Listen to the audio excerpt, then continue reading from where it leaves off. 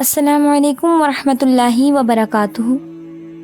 سامعین کرام، آج ہم ایک ایسی حقیقت پر گفتگو کرنے جا رہے ہیں جو اگر انسان سمجھ لے تو اس کی پوری زندگی بدل سکتی ہے۔ سوال یہ ہے کہ اگر اللہ تعالیٰ کی رحمت حاصل کرنی ہو تو وہ کون سا ایک عمل ہے جو ہمیں ضرور کرنا چاہیے؟ اسی سوال کا جواب ہم حضرت واصف علی واصف رحمۃ اللہ علیہ کی حکمت سے بھرپور اور بصیرت افروز تعلیمات کی روشنی میں تلاش کریں گے۔ سامعین کرام، انسان کی زندگی میں بہت سے خواہشات ہوتی ہیں۔ کوئی دولت چاہتا ہے، کوئی عزت، کوئی شہرت، کوئی اچھی نوکری، کوئی کامیاب کاروبار، اور کوئی اپنے رشتہ داروں میں محبت اور سکون کا طالب ہوتا ہے۔ لیکن حقیقت یہ ہے کہ یہ سب نعمتیں اسی شخص کو حقیقی خوشی دیتی ہیں جس پر اللہ تعالیٰ کی رحمت ہو۔ حضرت واصف علی واصف رحمۃ اللہ علیہ فرماتے ہیں، بڑا انسان وہ نہیں جس کے پاس دنیا کی دولت ہو، بلکہ بڑا وہ ہے جس پر اللہ کی رحمت ہو۔ سامعین کرام، ہم صبح سے شام تک دنیا کے حصول میں لگے رہتے ہیں، کبھی روزگار کی فکر، کبھی رزق کی تلاش، کبھی عزت کی خواہش، کبھی شہرت کی آرزو۔ مگر اللہ تعالیٰ کی رحمت نصیب ہو جائے تو یہی تمام راستے آسان ہوتے چلے جاتے ہیں اور انسان کے لیے وہ دروازے کھل جاتے ہیں جن کا اس نے کبھی تصور بھی نہیں کیا ہوتا۔ اب سوال یہ پیدا ہوتا ہے کہ آخر اللہ تعالیٰ کی رحمت حاصل کیسے کی جائے؟ کیا کوئی خاص وظیفہ ہے، کوئی مخصوص دعا، یا کوئی ایسی عبادت جو اللہ کی رحمت کو اپنی طرف کھینچ لائے؟ حضرت واصف علی واصف رحمۃ اللہ علیہ اس کا نہایت سادہ مگر نہایت گہرا جواب دیتے ہیں۔ آپ فرماتے ہیں، اللہ کی رحمت اس دل میں اترتی ہے جو دوسروں پر رحم کرتا ہے۔ سبحان اللہ۔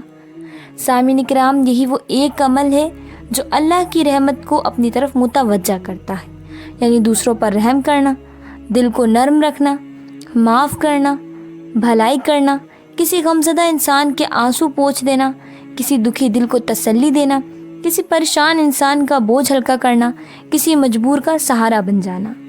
حضرت واصف علی واصف رحمۃ اللہ علیہ فرماتے ہیں، رحم رحمت کو اپنی طرف کھینچتا ہے۔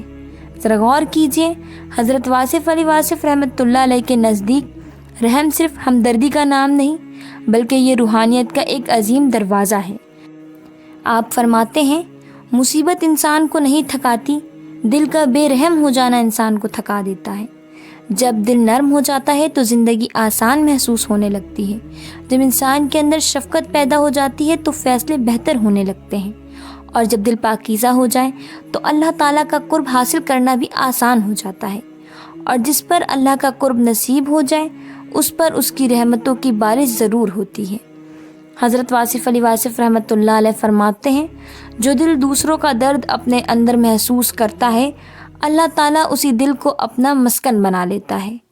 کتنا خوبصورت تصور ہے۔ اگر آپ چاہتے ہیں کہ اللہ تعالیٰ آپ کے قریب ہو جائے تو کسی دکھی انسان کا سہارا بن جائیں، کسی غمزدہ شخص کا حوصلہ بن جائیں، کسی مایوس انسان میں امید جگا دیں، کسی کی غلطی کو معاف کر دیں، کسی کے لیے آسانی پیدا کر دیں۔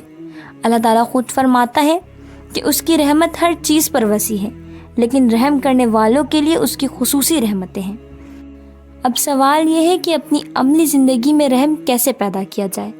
حضرت واصف علی واصف رحمۃ اللہ علیہ اس کی بہت خوبصورت وضاحت فرماتے ہیں۔ پہلا رحم زبان کا ہے۔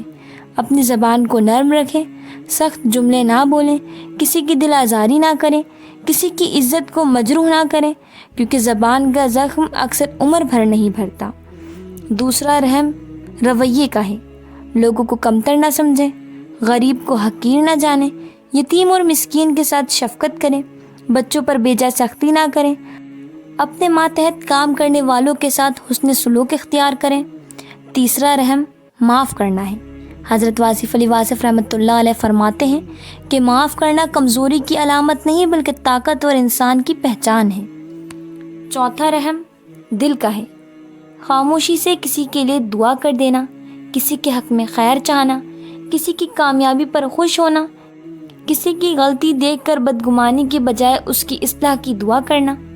حضرت واصف علی واصف رحمۃ اللہ علیہ فرماتے ہیں، لوگوں کے عیب اپنے دل میں جمع نہ کرو ورنہ تمہارا اپنا دل بھی بوجھل ہو جائے گا۔ اب سوال یہ ہے کہ رحم کرنے کا صلہ کیا ملتا ہے؟ حضرت واصف علی واصف رحمۃ اللہ علیہ فرماتے ہیں کہ سب سے پہلے دل کو سکون نصیب ہوتا ہے۔ اللہ تعالیٰ رحم کرنے والوں کے دلوں پر اطمینان نازل فرماتا ہے۔ دوسرا فائدہ یہ ہے کہ دعائیں قبول ہونے لگتی ہیں۔ جب آپ کسی کے لیے آسانی پیدا کرتے ہیں تو فرشتے آپ کے لیے خیر کی دعائیں کرتے ہیں۔ تیسرا فائدہ یہ ہے کہ زندگی میں برکت پیدا ہوتی ہے۔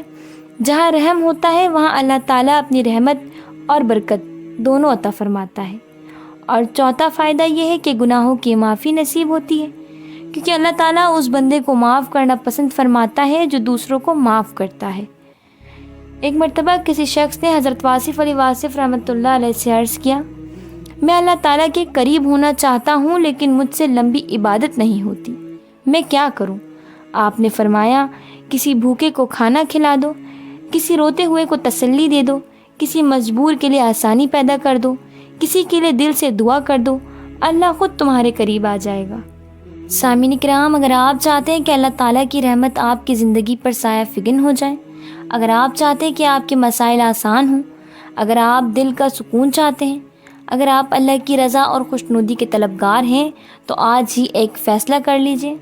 نفرت کے بجائے محبت کو اپنائیں، سختی کے بجائے نرمی اختیار کریں، انتقام کے بجائے معاف کرنا سیکھیں، لوگوں کے لیے آسانی پیدا کریں، دوسروں کے دکھ درد میں شریک ہوں، کیونکہ یہی وہ راستہ ہے جو انسان کو اللہ تعالیٰ کی رحمت تک پہنچاتا ہے۔ حضرت واصف علی واصف رحمۃ اللہ علیہ کا ایک نہایت خوبصورت قول ہے، اگر اللہ کے قریب ہونا چاہتے ہو تو پہلے انسان بنو، کیونکہ انسانیت ہی اللہ تک پہنچنے کا راستہ ہے۔